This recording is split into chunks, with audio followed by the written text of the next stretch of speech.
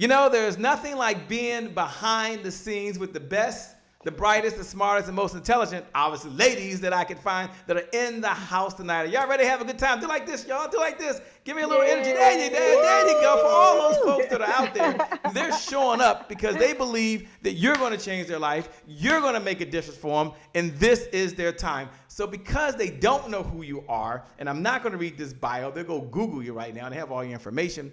Do me a favor. I'll give you an opportunity to tell us your name.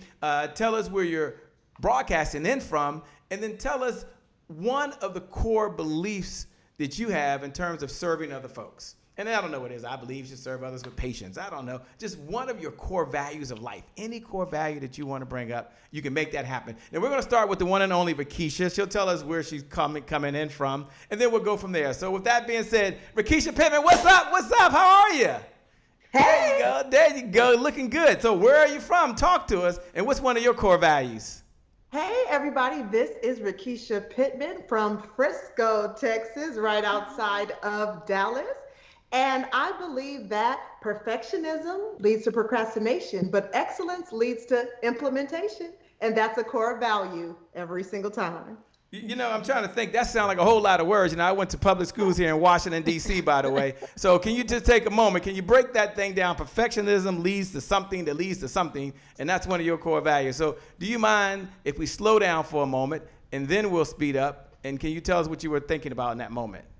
Sure. Some of us are trying to get everything perfect before we launch, perfect before we start, perfect before we execute. No, excellence is the goal. So if you are stuck in perfectionism, it can really leave you behind and hinder you. So perfectionism leads to procrastination. You'll be gun shy. You won't want to get it out there. It's fine to fail sometimes. So throw that away and focus on excellence. Excellence leads to implementation. So if you just do a great job and you want to represent yourself well, go ahead, implement it, launch it, fix it later, but throw the perfectionism away. It's limiting you. I'm loving. I'm tossing mine away right now. Implementation. For those folks that are out there listening, you're watching right now, write implementation right below. Excellence is the goal, but you got to implement. All right, going over to you, Barbara, as you're listening over there. Tell us your name, which I just said, Dr. Barbara, and where you're from, and one of your core values, one of your core beliefs. I am Dr. Barbara Swinney. I am from Atlanta, Georgia. And one of my core beliefs is that your life is yours, but it's not for you. Your life is yours, but not for you. Tell us a little more about that. Really, we're all just here to help each other be here, meaning to be in this earth and to operate in our purpose. But we get confused and we think it's all about me. It's, you know, life is here to serve us and to make us happy. But really, if we use our lives to serve other people and make their lives better, then we will have fulfilled the purpose of life. I like that. I can't wait to hear what you'll be talking about a little later on. Wendy, Dr. Wendy, tell us where you're from and what you're doing over there and one of your core philosophies. I'm Dr. Wendy Labat from Atlanta, Georgia. Hey, homegirl. And my core philosophy is what God has for me is for me, and what God has for you is for you, and only you can block your blessing, and only I can block mine. So, you know, be happy for other people's success because yours is just around the corner as long as you decide, commit, and take action. Decide, commit, and take action. I believe the best is yet to come. How many of y'all believe the best is yet to come? Say yes. That's your cue to say yes. That's right. So the best is still yet to come for you, Wendy, I believe. All right, Yvette, I see you over there smiling. They want to know where you're from, by the way, and what one of your core philosophies in life are. So my name is Yvette McQueen, MD, and I currently reside in Atlanta, Georgia, because I'm always moving around. But so one of my core philosophies is to stay true to yourself, stay your true self as who you really are, and remember to take care of yourself. Self-care is not selfishness. Self-care is not selfishness. I love it. What's up, Kevin is out there watching right now. Rekesha, as you're listening in, I know that these are challenging times right now. There's a global pandemic going on right now. There's a social crisis going on. There's a lot going on in the world. Take a moment and share. What are you sharing with your clients in order to for them to be encouraged, in order for them to be inspired and get ready, not for what they don't know is going to happen, but what's about to happen over the next 90 days. So they had 6 months from March to now to get ready. Now it's time to springboard. So take a moment or two and tell us, what words are you sharing with your clients to inspire them to take more action than they've ever taken before? That it's okay to reset. It's okay. The whole world is on the reset button right now. It's okay to take time, stop, slow down, focus, make some changes if you need to. Look at your systems, look at your practices, look at what's working, look at what's not working, and retool it a little bit and reset. We've slowed down. So now is the time, as we make our comeback and we prepare for that, to springboard into 2021. Now is the time to just kind of roll up your sleeves, reset, slow down, and really, really consider what you're doing, because we were moving at such a rapid pace. I don't think we had time for it. So chill. Just chill. Now, Barbara, as you're listening right now, there are folks out there saying it's a great time to reset. It's a great time, like you said, to chill and get going. What are you saying? We're in the green room, ladies and gentlemen, so we're behind the scenes. This is when, it doesn't matter what we talk about. You get the eavesdrop, and we'll get going in just a second. But, we had a call, Barbara, a couple of months ago from a woman, and she said, look, I'm now a full-time worker at home. I'm a full-time wife. I'm a full-time mom. I'm now a full-time school teacher. She has 2 kids in elementary school, 1 in junior high. I'm a full-time cafeteria worker because now I'm cooking more than I've ever cooked before. And I'm a school-time administrator. And I've got a lot going on, and I'm trying to get my business going on. And so I don't want to say it's just because it's a woman. It could very well be a guy. It could be someone that's married. It could be someone single. The question to you, Barbara, is what do you say that person has so much going on right now, but yet they know there's another level in front of them? How do they balance it all? What do you share with folks? So one of the things that and I can talk to some of the women tonight, since we're all women, one of the things that we do as women and as educators is we take it all on. We own other people's stuff. And I would say to people right now that it is okay to set boundaries. It is okay to say no. I tell some of the teachers at my school, since you're at home and now you're having to manage children and teach, you've got to establish rituals and routines for your children. Basically, you've got to reteach the people in your family, the people in your circle, how to treat you, because we've taught them that we can handle it all. We've taught them, bring it to me, I'll take it. Every time you ask me for money, I'll say I don't have it, but somehow I come up with it. So we've taught them not to trust what we say. So we have to reteach them how to treat us. So I would say set boundaries. No, I'm not doing it. In fact, I did that for myself the other day. I wrote down every single thing I needed to do to take care of me. I heard Yvette talk about self-care. These are the things that I need to do to take care of me. And you, my 21-year-old, and you, my 16-year-old, will not interrupt what I have to do.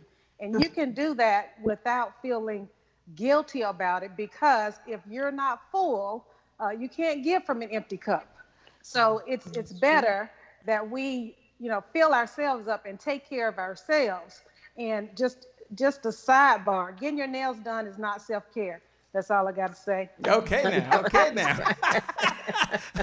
I'm going to relate to that another time. I love it, by the way. Look, we've got a show. We've got to get going. I would love to hang out with you on the green room forever, but folks want to have their lives changed. So we're going to get going. B. Jacqueline Jetter's out there, by the way. Kelvin's out there, right, by the way. What's up, Bob? Mike, my man, in the house. We got to get going. In 5, we got a show. 4, we're going to change some lives. 3, stay tuned. 2, 1, it's showtime. We'll be right back, ladies and gentlemen.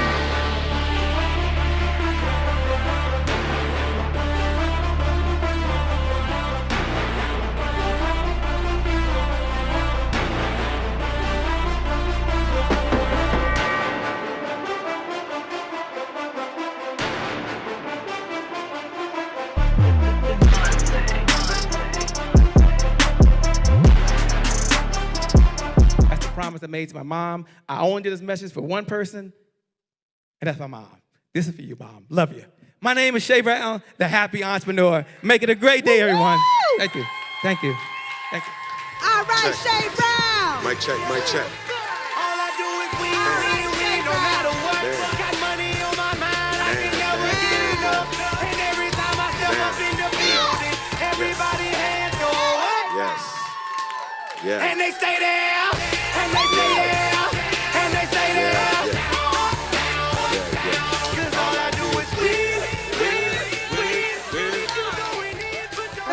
It's a great day. My name is San Shay Antonio. Brown, the Happy Entrepreneur, and welcome to the Happy Entrepreneur Show, the #1 business development and revenue-focused late-night show in the country where we're on a mission. And our mission is to empower, our mission is to inspire, and our mission is to provide you, that's right, you, the entrepreneur, with all of the resources that are necessary to execute that big vision you have for the people you were called to serve. And I believe you have 3 visions that I love to share, by the way, 3 visions. I believe first, you have a vision for yourself.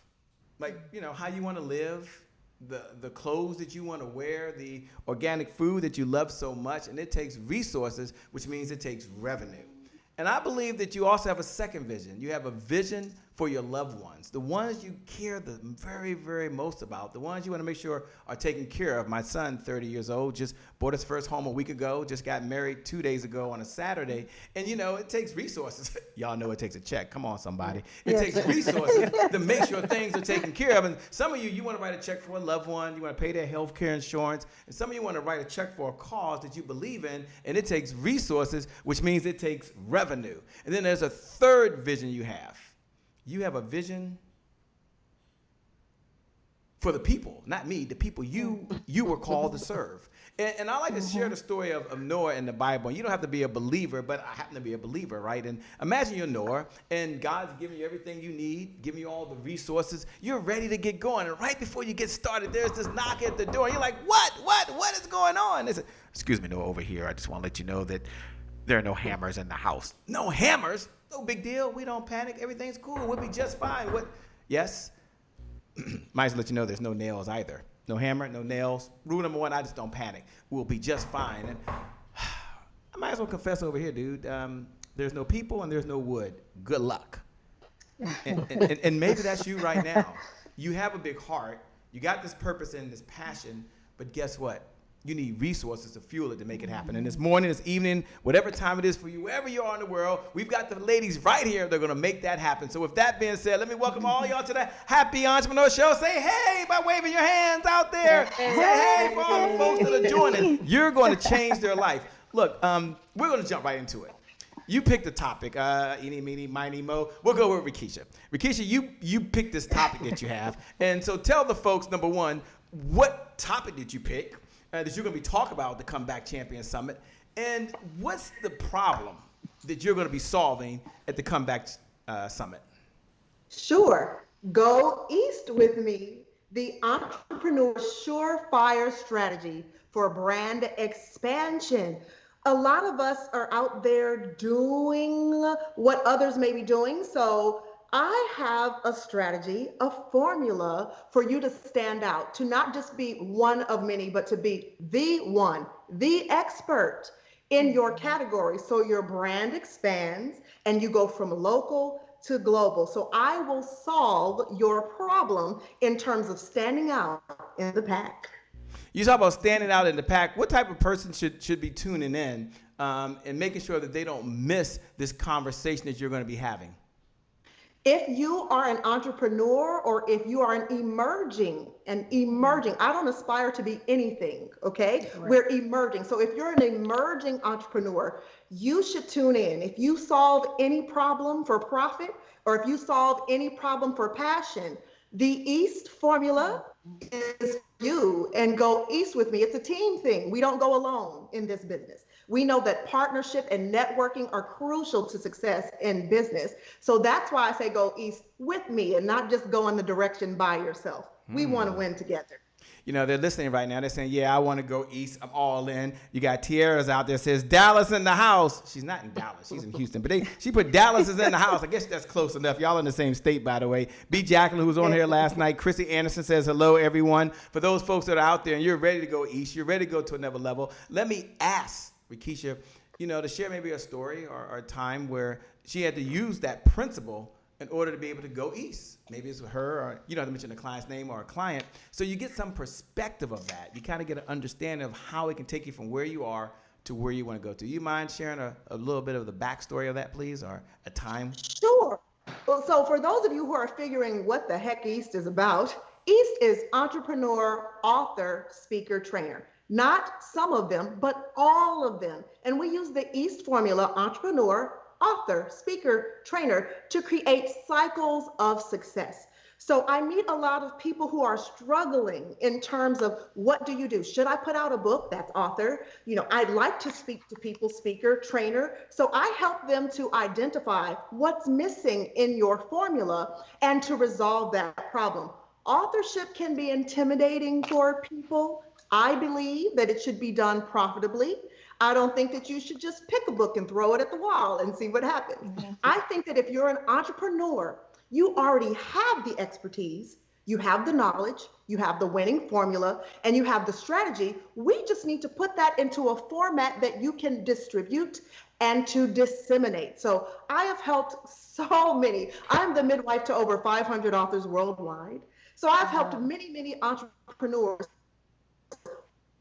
on their expertise, their core talent, where they really shine, put that in a book format. And then we leverage that book for speaking engagements and training programs. So I have someone in the real estate industry who decided to put her expertise in a book, and she is using it as a lead magnet to land first-time home buyers. And it has been very successful for her. So the East formula works if you know what your business model is, put that expertise into a book, speak on platforms or online as we do now, and develop training systems.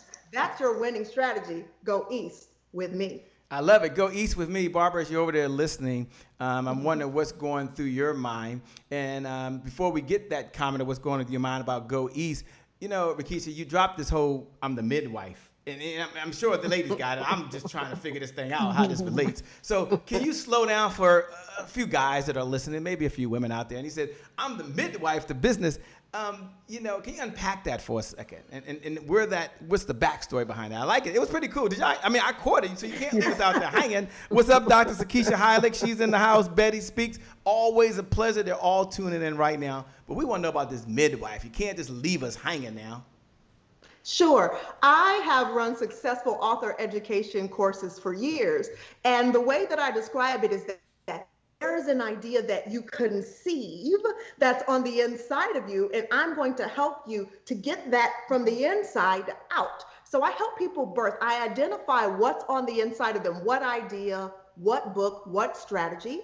The first book that you write may not be the first book that you need to release, by the way. So we identify what needs to come out, and it's internal. So you kind of go through labor pains. It's painful. It sounds like you. It has your DNA. It looks like you. And then we birth that book. So yes, men, I have helped men birth books. My students gave me that name. They said, oh, you're our midwife. So they started calling me midwife. The name stuck. And so here we are helping people birth book babies all over the world. I think I now understand out there. For all the midwives out there, shout out to you. Lisa says, go East all day long, baby. I'm feeling you. Barbara, Dr. Barbara, what's going on through your mind right now? Well, I heard, I'm sorry, I lost Rekesha. her name. Rekesha. I was about to call Yvette with all those issues with the phone earlier. I got Yvette stuck in my head. I heard Rekesha say, we already have everything in us that we need. And so I help leaders basically continue their evolution in leadership. So I am a life and holistic leadership coach, and I inspire transformational thinking, living, and leading. And I feel like it's my job to help people get to them. I help you get to you so that you can show up in leadership wearing the clothes that only you can wear. If you don't think we're in the middle of a leadership crisis, all you have to do is just kind of look around and see what's happening. So this next American evolution is going to require something different. And I think people believe that when they get in a leadership position, then they are leaders. But you can't put a crown on a man's head and call him king. We are all born to lead. However, you must become a leader. And sometimes, just like in marriage, we forget that becoming part. And we just think we can get in the position. Well, the position makes you a manager. Right. But who you are makes you a leader. So that is what I do. I really help you get to you and understand who you are as a leader. What's your identity as a leader? What is all the stuff that you need to peel back? All of that stuff that you learned, things that were embedded in your belief system when you were 3 that are playing out in your 40 or 50-year-old life. Got it. And So how you show up. Go ahead. I'm sorry. No. So what I heard is you got to be a leader of one before you're a leader of many, and leaders are all part of. Sounds like, Rekesha, if I'm correctly, it sounds like it's part of going east that you still got to be able to lead yourself. Is that what I'm hearing as well? Because you said you're a speaker, you're an author, absolutely. they're We just they're go trainer. before. Yeah, tell how does it all work together? Because it could be confusing, or could it not? Or kind of break that thing down, how you can lead in each of those categories. Rekesha, sorry. Oh, absolutely. As an entrepreneur, that's your anchor for you. It's what you're leading, what you're out in front of. That's how we're solving things. I'm getting ahead of the problem. So I'm out in front of it and I'm giving you a pathway to follow. So if your entrepreneurship sector is secure, then from that, see what happens is people try to kind of go in 4 different directions at once. So they have a business over here, then your book is about something completely different. Then you want to speak to something based on a passion you may have, but may not be what you really make a difference in. And then you want to train and do knitting and all these things. And I'm not shading that. What I'm saying is we have to connect all 4 of them. So choose a path. I always ask people, identify your core talent.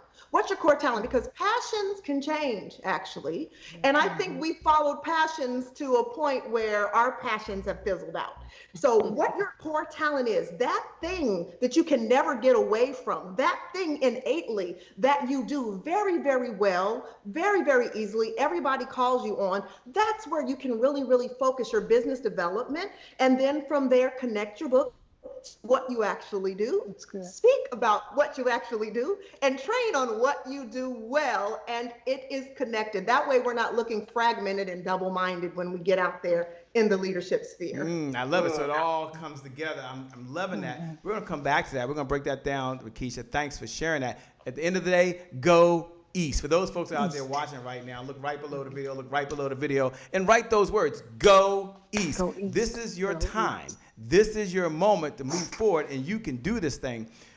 Dr. Wendy Labat, as you're over there listening right now, take a moment and tell them why you picked the topic, overcoming the 6 obstacles to winning the money game. Why'd you pick that topic, and what problem are you looking to solve? Well, I picked that topic because that's my area of specialties. And after listening to Rekesha, hey, I've been on the East train for 36 years now. But it's because so many people are having difficulty, especially now that we're having the economic crisis.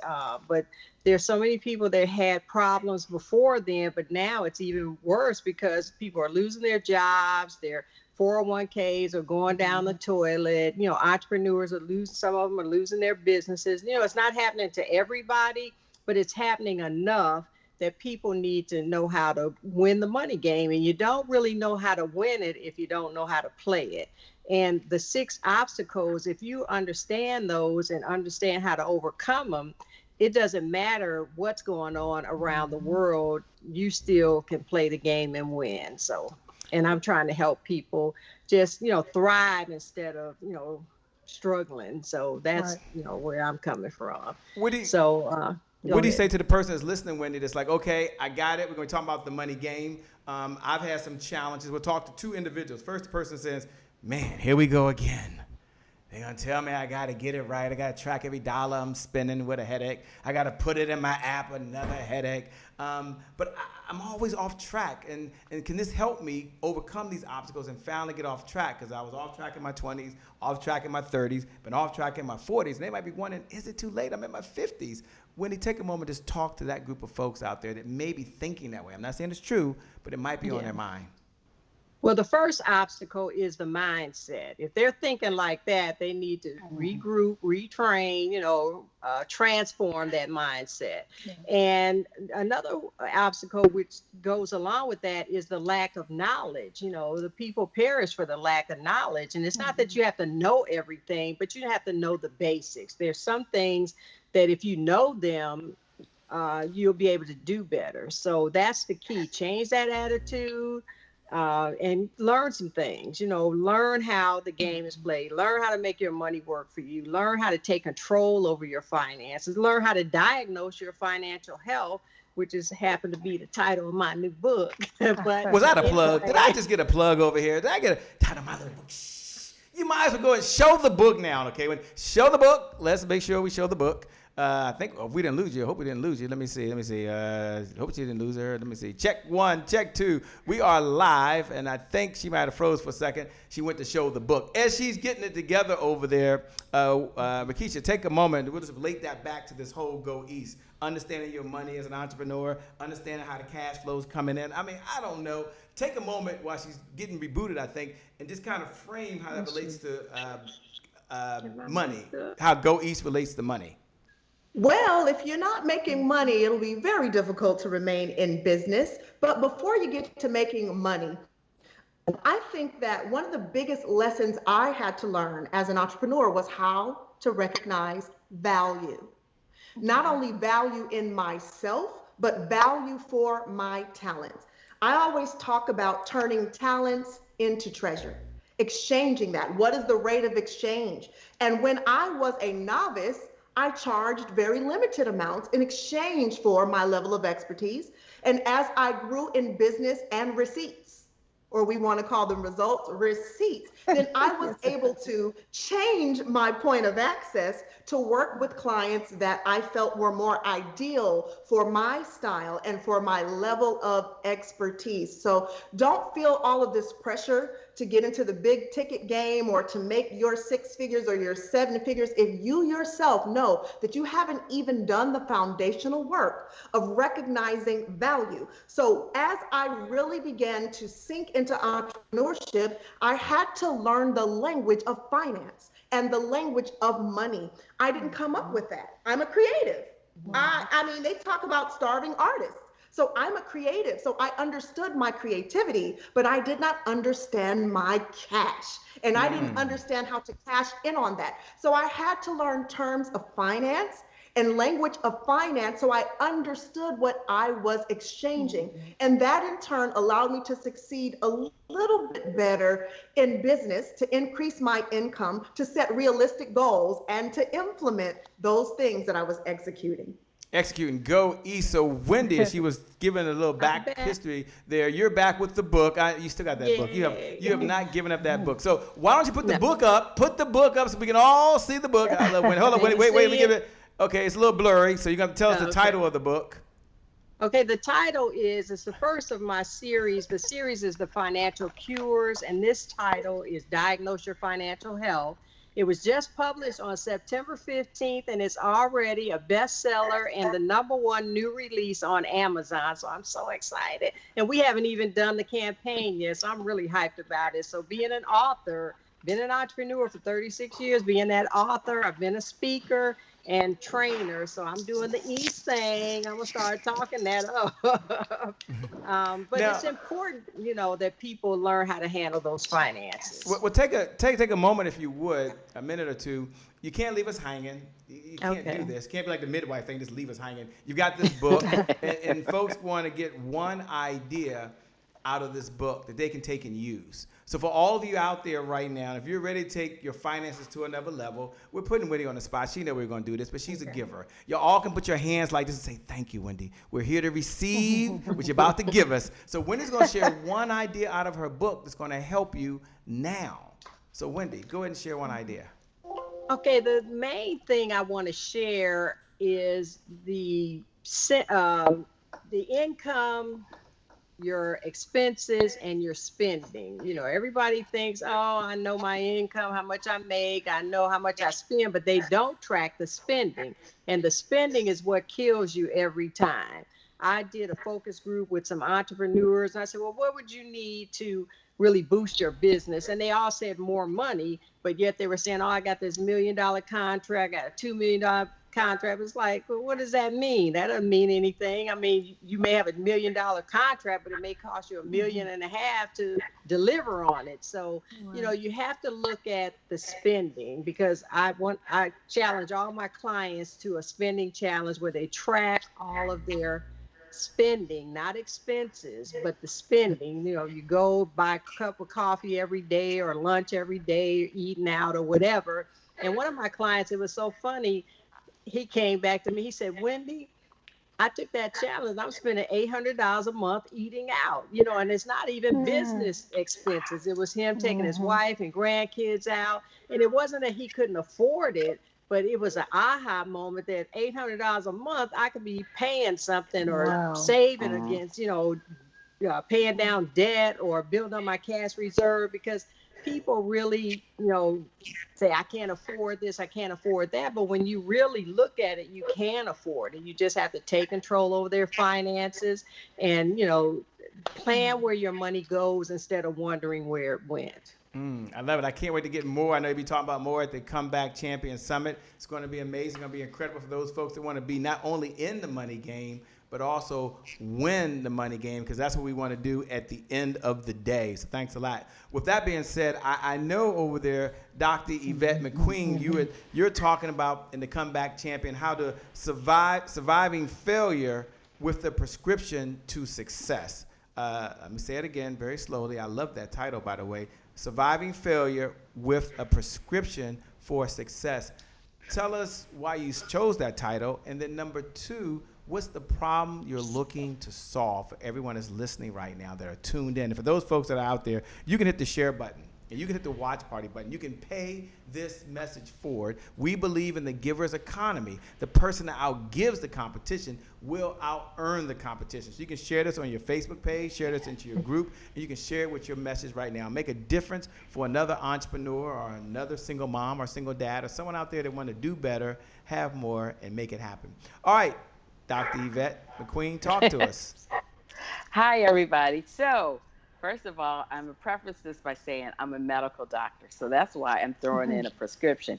Because, you know, you say you go to the doctor and they're like, okay, we're going to fix this with a prescription. And we're going to give you this drug. We're going to fix this. So I want to let you know that failure, everyone looks at failure and say, I failed at this business, or I failed this class, or I failed in this relationship, and it's all about me. And so when they look at me, my story is that, you know, I'm a doctor, but at some point in my life, have I failed? Yes. Have I failed once or twice? Yes. And I probably fail again next year. Who knows? But the point is, if you're just because you failed at a task, you yourself are not the failure. So I just want to give to the public and the people through my trials and tribulations over the years, what has taught me to succeed or go toward the success. And it's going to be a prescription, something that you can actually follow. Something you can actually follow. Take a moment. We talk about people having to have the prescription and be able to do the things they want. One of the things I know you do is as a traveling doctor. So you're not just a doctor that shows up at the hospital and goes home every night. You actually travel all over the world doing different prescriptions in the emergency room. Take a moment and relate that to how that has helped you have folks be more successful. Understand that you have to be compassionate and understand that there's some things that they have to do, some characteristics and some habits in order to really become successful. So my question to you is, how has your experience as a traveling doctor all over the world really brought you to the point to where you are now? Because you don't have to do this. You could be doing something else right now. But yet you're out trying to save the world so they can be successful. Right. So one thing about traveling, you said all over the world, you know, I do the United States, I do the Caribbean, I've done missions in Africa and Thailand. But one thing I notice is that people are the same. And when people talk about diversity, yes, there's diversity in culture and there's diversity ethnicity or your religion. But I found out people basically are the same and they still have all the wants and needs. And that's what I want to share to people. So I want them to say, hey, you can do this, because my mother always told me coming up, if someone else can do it, guess what? You can do it too. You just need to figure out how to do it. What was the defining moment in your life where you decided this was going to be part of your passion as well? I mean, you know, it takes a lot of years of practice. It takes a lot of years in medical school. And now I was saying, like, you know what? While I'm doing this, I want to go do this as well. What was the defining moment? You said, I want to do this too. What led you to want to do this? Well, I want to do this because, well, I used to work a lot with medical students and training doctors. And unfortunately, the medical system or the medical training system is archaic. It is. It's archaic. They believe in the bullying system. They believe in putting you down, and it's very sadistic. And I had to rise above it and actually dig in myself to own strength to go because someone else had low self-esteem and wanted to make you feel lower. I had to dig within myself and say, it's not me. It's not me. So I want to teach others to trust themselves. So that's really my motto is one, trust your own self and be true to yourself. You need to be true to who you are. And one of the ladies said it before, whatever your blessing is out there is for you. Whatever your success is out there is for you. God intended it for you. So when you watch other people doing other things and thinking they're succeeding more, you don't know their story. You only know your story, and you need to be your true self, and that's what's going to help you to excel to your dream. I want to come back to that. I heard the word self-confidence. I heard the word, having self-esteem. I want to first go to Barbara and maybe have a minute, Barbara, and talk about the importance of self-confidence. And then Rekesha, a minute. I got to tell these speakers a minute, Maybe talk about the importance of self-confidence and how that relates to Go East. And Barbara, who'll be coming up shortly, we're talking about leadership. So a minute on self-confidence and how that relates to leadership. And then over to you, Wendy, a minute or less before I go back over to the one and only Dr. Yvette. A minute or less about self-confidence as it relates, self-esteem as it relates to money. So Barbara, you first. Talk about self-confidence and leadership. So self-confidence really comes from everything that we've talked about tonight. That's knowing who you are. When you know who you are, you don't have to worry about what somebody else is doing or them getting something that belongs to you. Because trust me, if anybody has anything that you want, if they have it, it doesn't belong to you. So that's where the self-confidence comes from. It's the trust in yourself and knowing who you are and what your purpose is. That's how you can be confident and courageous and go out and do whatever you need to do because you have your own work to do. So focusing on that will definitely give you the confidence that you're seeking or that you need to push forward. I love it. So Rekesha, talk to us about self-confidence and self-esteem as it relates to Go East. Yes, and I think that there is definitely a difference between your business and your person. And when we're talking about self-confidence, take the competition out. In business, we're taught to look at your competitors, study your competitor. It's a very competitive world. And I think when we go internally, we need to eliminate all competition, period. And if we're looking at self-confidence, how am I uniquely solving issues? Why am I uniquely made like this? Why do I have a unique voice and a unique assignment to do this? And my confidence is in the fact that I am one of a kind and I am created to do something that nobody else can. So take that business mindset off, go internally and say, I am here for this time, for this purpose, and I am secure in why. I am different and I am unique. And then that will give you confidence as you go out into the business world in any direction that you go in, knowing that you matter and you make a true difference. Love it. Wendy, we're coming over to you. Talk about self-confidence as it relates to the money game. And then when we come back to Yvette in a moment, because Yvette can't just say she writes prescriptions and not give us one prescription for success. I mean, that just wouldn't be fair. I mean, the audience is like, wait a minute, I never got a prescription. She just said, I got a problem. So, we might as well. So I know you're going to do that. I know you're going to do that. But Wendy, self-confidence in the money game. That money. Now, everybody hate talking about money. They hate talking about money, Wendy. So you got to talk to us, if you will. Well, that's another thing. Having enough self-confidence to be able to talk about what your issues are financially. You got people that want to keep up with the Joneses. They want this big facade. And then there's, bad credit, no money, struggling, but they got the $5,000 Louis Vuitton bag or something. And you can have those things, but there's a way to go about getting them. Now, my daughter calls me the thrift store queen because I like the designer stuff, but I'm not paying designer prices. So I will shop at, the consignment shops at Goodwill and all that kind of stuff, but I have control over my money. I have good credit. I can do what I want to do and not worry about, what other people think. And it's like I said, the confidence is knowing that you have what you want. You're doing what you need to do to get to where you want to be. And that's key in finances, because so many people get caught up in wanting more. And one of my favorite sayings is discipline is deciding what you want most over what you want now. So if you can make that distinction and hold that discipline, you can get, the self-confidence to have the good credit, the money in the bank, assets and multiple streams of income, and everything you need to have financial freedom to live the life you desire. So true. For those out there, this is your time to have the self-confidence. All right, Doc, we're back over to you. You talk about a prescription for success. Can you write one of those prescriptions where we don't need a Cash App payment? We don't need a Zelly payment, but we don't need to swipe a credit card and succeed. Can you give us one prescription, please? Well, first I want to go back to confidence when I was talking about that, and I'm about to ruffle some feathers. So I know the hot topic these days is about imposter syndrome. Okay. Yeah. And I think confidence starts early. I'm going to tell people already, I don't think I've ever had imposter syndrome, because I know I belong. I know I belong on this earth. I know I'm God's child and he has a purpose for me, and I belong wherever I'm supposed to be. And I know, and I guess it's just being arrogant.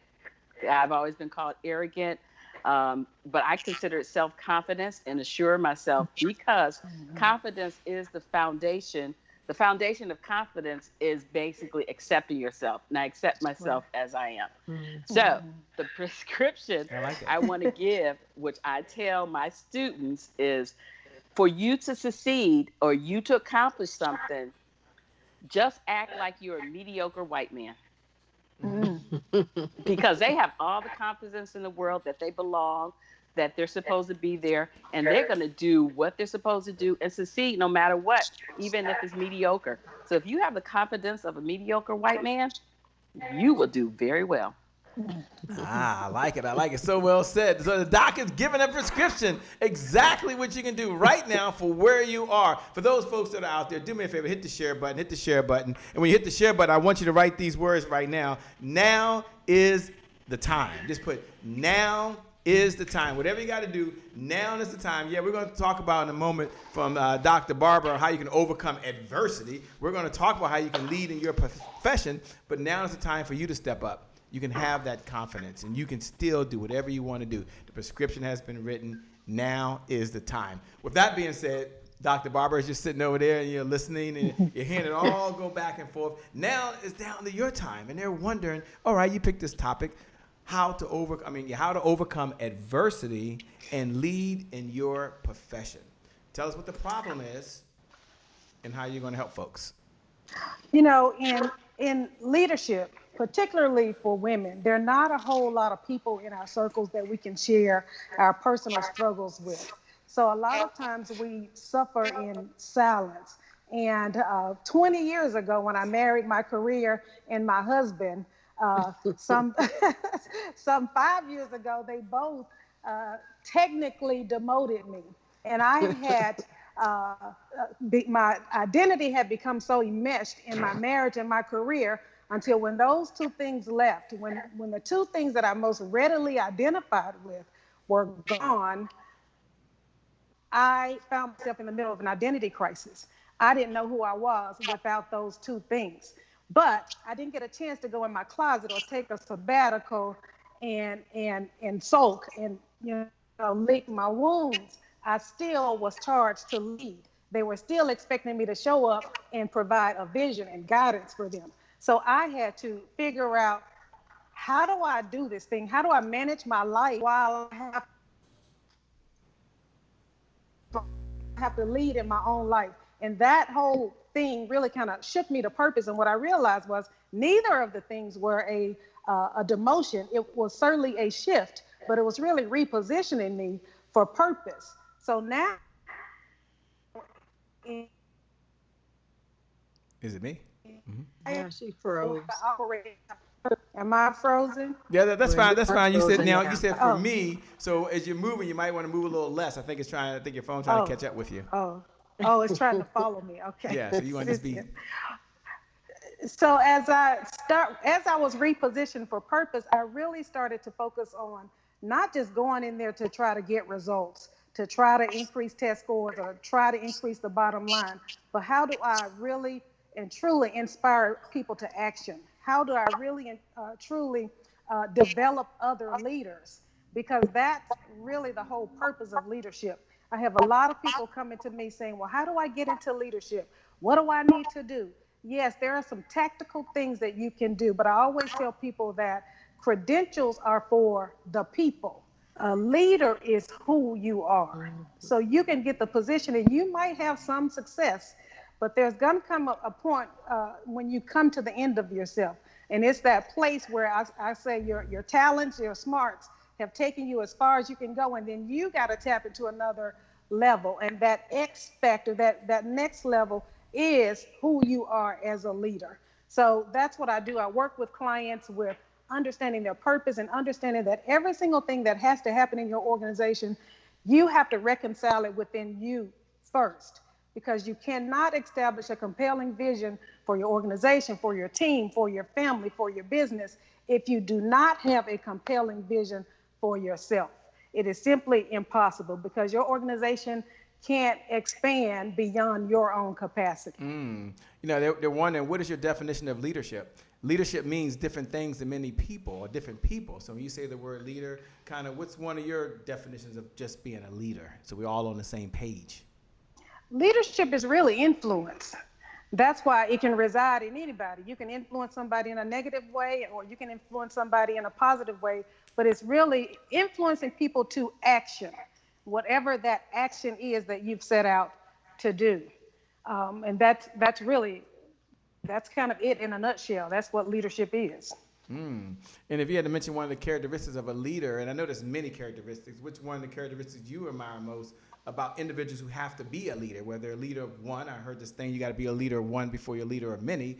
But what's one of the characteristics of a leader that you most admire? And you would say, you know what, as you're listening and you're out there right now, this is one of the characteristics you want to either have or build upon that one skill.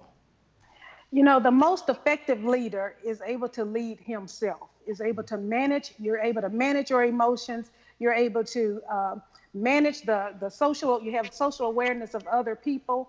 I read recently that only about 10 to 15% of leaders are truly self-aware, meaning that they don't understand their impact on the entire organization. They don't understand the impact of their words. Just understanding what your role is and the importance of your role is what people need to understand about leadership. It matters who you are and what you do in your role as a leader. It matters. One of the More things I it heard is was that about it do. matters. That's the last thing I heard. I know you froze for a second, but I heard that it matters. Yeah. We all believe that. As you're all listening right now, one of the benefits of everyone on here, they'll be sharing a lot more, going a lot deeper inside of their conversation at the Comeback Champion Summit. And for those folks that are out there that haven't registered, you can go over to www.comebackchampionsummit.com. Again, www.comebackchampionsummit.com. As we come down the home stretch, I'm going to ask each one of them if they'll share their definition on what it takes, what it means to be a comeback champion. So what it means to be a comeback champion, and what's your number one secret to bounce back stronger after a setback. So the comeback is always stronger than a setback. So it's a two-part question for those folks that are watching right now. You might be, yeah. What is a comeback champion to them? And number two, what's one of their secrets of success for a comeback champion? We're going to start right where we started with the one and only Barbara. It's only fitting as you're talking about being a leader. You already started this off telling part of your story. So one, what does it mean to be a comeback champion? And number two, what's one secret of a comeback champion? I know there's many, but only one in the time that you have. Okay. So being a comeback champion means that you understand that it's all necessary.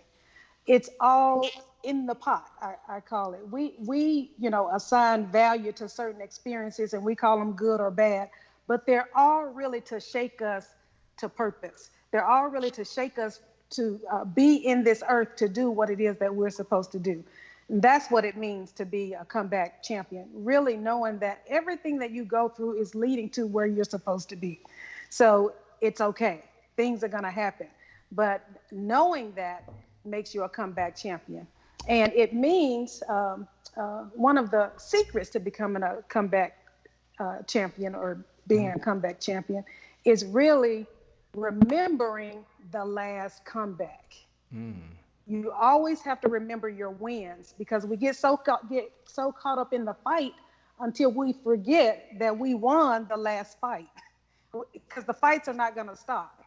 So you've got to know how to keep overcoming. It's a skill. You have to keep overcoming because it's not going to stop.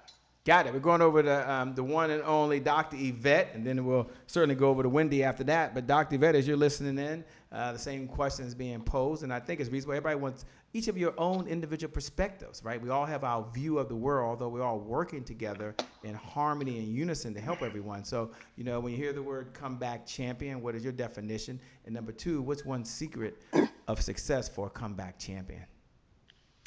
Well, being a comeback champion is being someone that can get back up. So when I talked about failure, you know, you've heard it time and time again. It's not how many times that you fall down, but it's how many times you get up. And failure to me is stepping stones. When you're going across that pond, it's the little stepping stones that and every time there may be a occasion when your foot goes in the water, but if that foot comes back and land on that stone, that's being a champion to get across it. And I say failure is faithful acts in life. You rebound enthusiastically. So one of the All right, now she said I'm going to drop a few mics on you while I'm out here. By the way, I got something for y'all to remember. Give that to us one more time. By the way, you can't just leave us out there. Give it. Let's see if she can do it twice in a row, ladies and gentlemen. Let's see. Failure is faithful acts. You in life, you rebound enthusiastically. I like that. Can I just drop the mic on that one? So that's what we all have to do. All right, Doc, I got the prescription. All right, I got the prescription. Why should I be, like, wow, how should you do that? A prescription has been written. I love that. Very specific. Thank you so much. All right, Dr. Wendy, you're sitting over there, and you know the question. You've been getting yourself together, rubbing your hands, getting your thoughts together. And so the question is, what is a comeback champion in your view of the world? And what's one secret? You got to give them one secret, one idea they can walk away with and use so they can bounce back in their own life. Well, I don't know if you guys, I guess you don't know my story. I'm a breast cancer conqueror. And, being a comeback champion is when you can take a trial or a tribulation and turn it into an opportunity. As a result of my journey through breast cancer conquerorship or conquering it, I ended up, not being a hypocrite for one. I'm in the insurance and financial services business, and being able to practice what I preached, I was able to turn what could have been something that would have ruined me financially into something that helped me thrive. On the other side of that journey, I started another business, the Financial Cures. I wrote my book. I had a multi-six-figure shot in the arm because, like I said, I practiced what I preach. And instead of it being a death sentence, it was an opportunity for me to come out on the other side better. So to come back, a comeback champion is somebody that can take trials and tribulations and turn them into opportunity, or consider them as opportunities, because it's all about your mindset. If you think it's a trial or tribulation, and that's what it's going to be.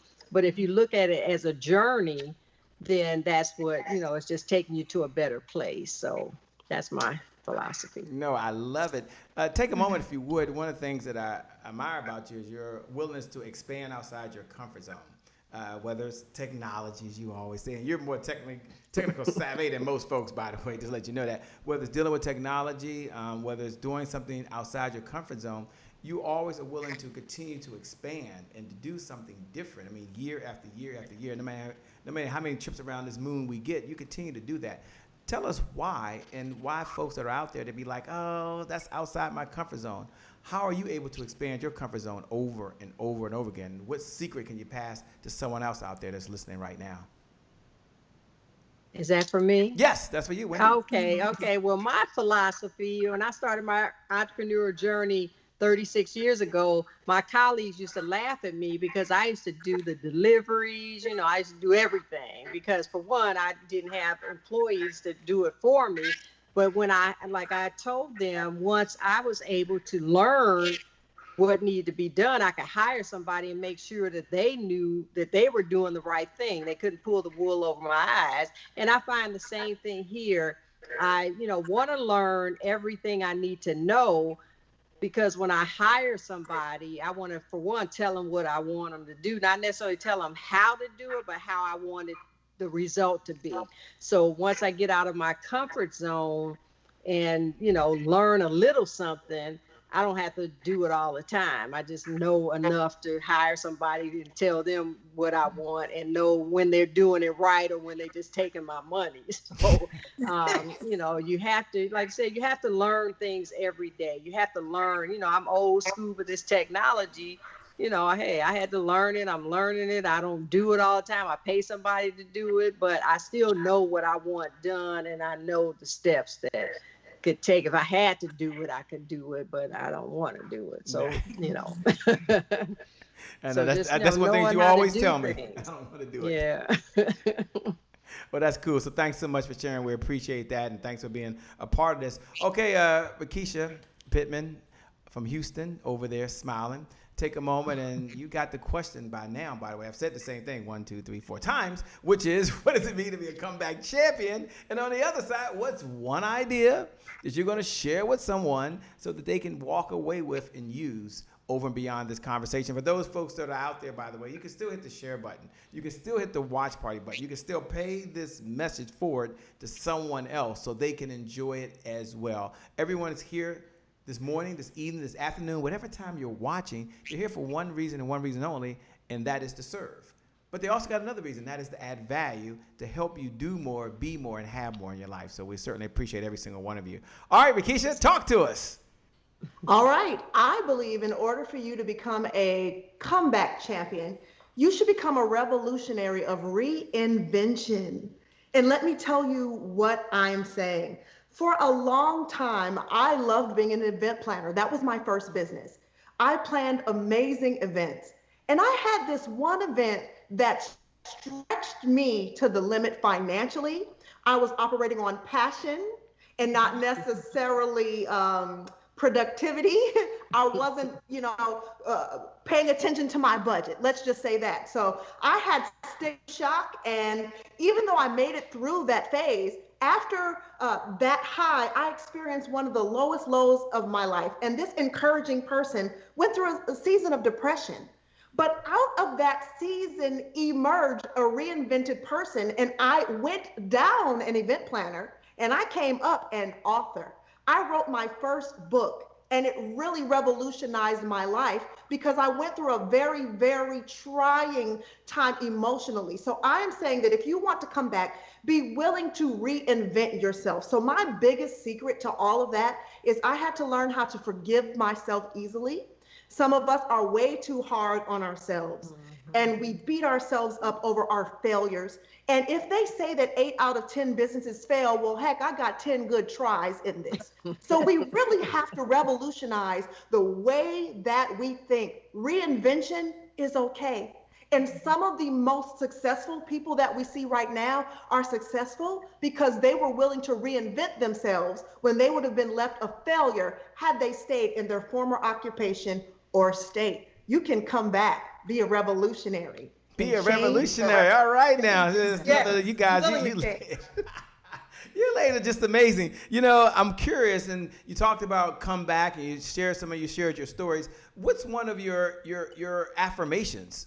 What's one of your belief statements? What's something that you tell yourself on a continuous basis just to keep you going. That means that's a question coming to each of you, by the way. And so it doesn't matter. It's just whatever pops in your mind, it's in your heart, in your spirit. We're going to start where we started in the very beginning with one and only Dr. Barbara, and share maybe an affirmation that you use to keep you going, and then just a quick little blurb to support that affirmation and why that affirmation is so important to you. And as you're out there, Dr. Rekesha Heilig, as you're out there, Chrissy, as you're out there, Lisa Ann, as you're out there, Kelvin, as you're out there, you too, you can look right below the video. Some of you are watching live. I know some of you listen to podcasts. Some of you on different pages and different spaces. But you can look right below the video right now and put your number one affirmation. What's something that you have in here? Because we all can share it. We don't have to hold it to ourselves. There's enough to go around for everybody. So, Dr. Barber, you got 1 minute or less, but what's the affirmation? And give us your thought process on why that affirmation is important to you. So, of course, I've got several of them all over my mirrors, but the one that's my favorite is anything that I can imagine. Anything that I can imagine for myself is microscopic compared to what God wants to give me.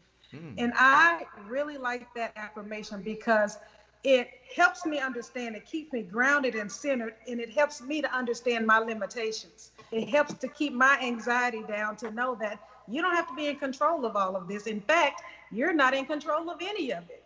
And to be able to surrender that to somebody bigger than me gives me a sense of comfort, helps me to understand that I am not the only one who's rooting for me.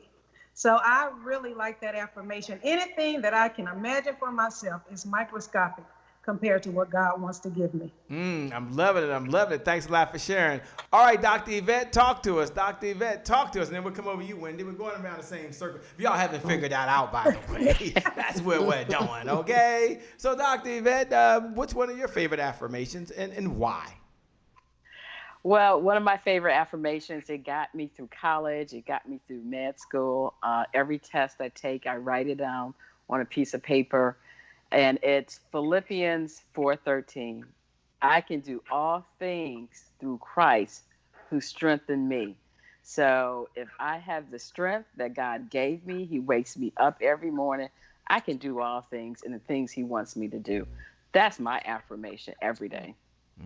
Powerful, strong, and to the point. Love it. Both of y'all. Y'all are doing wonderful. Y'all are amazing. We got some of the most amazing women that are on the planet right here. The best, the brightest, the smartest, the most intelligent folks that exist on the planet. And you know what? They're now sharing their affirmation. Okay, Dr. Wendy Labat out there. And you're in Michigan, right? Where are you at again? No, I'm in Atlanta. Oh, Atlanta. That's right. Down in Hot Atlanta with those three folks. Okay, we got Hot Atlanta in the house. Forgot about that. Okay.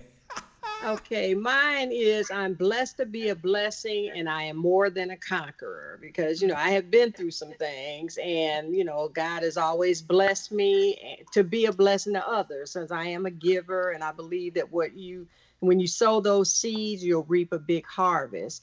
And I'm more than a conqueror because, like I said, after going through breast cancer and all that chemo and all that kind of stuff, hey, I already know I'm more than a conqueror. And, it's just, I'm blessed to be able to, pour into other people. So those are my affirmations. I've got several, but I guess I would say those are the two that I rely on the most. Why are we not surprised that these speakers have several affirmations, but they're only giving you one right now. But you show up at www.comebackchampion Summit, you might hear another affirmation. You're going to hear some more golden nuggets. They're going to spend some time giving you the best that they have right now because now is the time for you. You can do this. You can do this. You can do this no matter what's going on. I love it.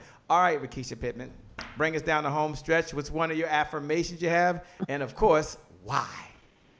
I always say that I am Rekesha Pittman and I am turning talents into treasure. There are treasures on the inside of every one of us. So I don't always have to look to the outside. When I need something, I don't go to the bank, I go to the treasury. And I already figure out what is it on the inside of me that I can exchange for something of value. And that keeps me going and knowing that I always have something ready to give in exchange in the world for value. Exchange for value. I love it. Well, first, let me say once again, thank all of you for participating tonight on the Happy Entrepreneur Show. Give yourself a hand. Give yourself a hand. Give yourself a hand like this for all the hard work. So you got to do like this. You can't clap. Nobody can hear you clapping. They can't, but they can see you. I'm messing with you. I'm seeing you. They can see you right now. You're all amazing. You're all going to be over at the Comeback Champion. You all showed up to serve. We want to thank you. One of the things I know, all of you, each of you, all can make more money. You can do that.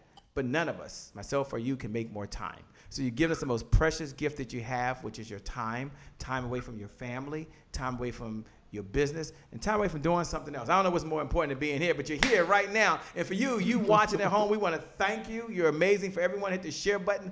Thank you from the bottom of our hearts. We appreciate you. Thanks for showing up. Make sure you follow us. And for those folks that are wondering who's that making all that noise, who's doing all that yelling, my name, by the way, is Shay Brown, the Happy Entrepreneur. Make it a great day, everyone. And I promise you from the bottom of my heart, we'll make some good things happen. We connect again next time. But remember, always remember, time is so long. But life, on the other hand, is very, very short. So we got to live in that moment. And we got to make it count. God bless and I wish you success. Peace. We out. Bye, ladies. Thank you so much. Y'all amazing. We'll see y'all again soon. Wish I could hang out all night, but we got to go. We out. Peace.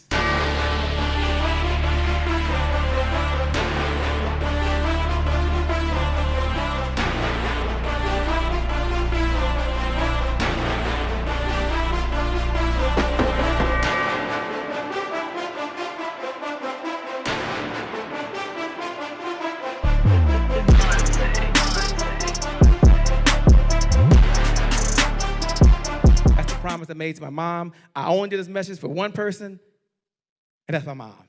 This is for you, Mom. Love you. My name is Shay Brown, the Happy Entrepreneur. Make it a great day, everyone. Thank you. Thank you. Thank you. All right, Shay Brown. Mic check, mic check. All I do is win, no matter what. Got money on my mind, I can never get enough. And every time I step up in the building, everybody hands go up. Yes. Yeah. And they stay there. And they stay there, and they stay there.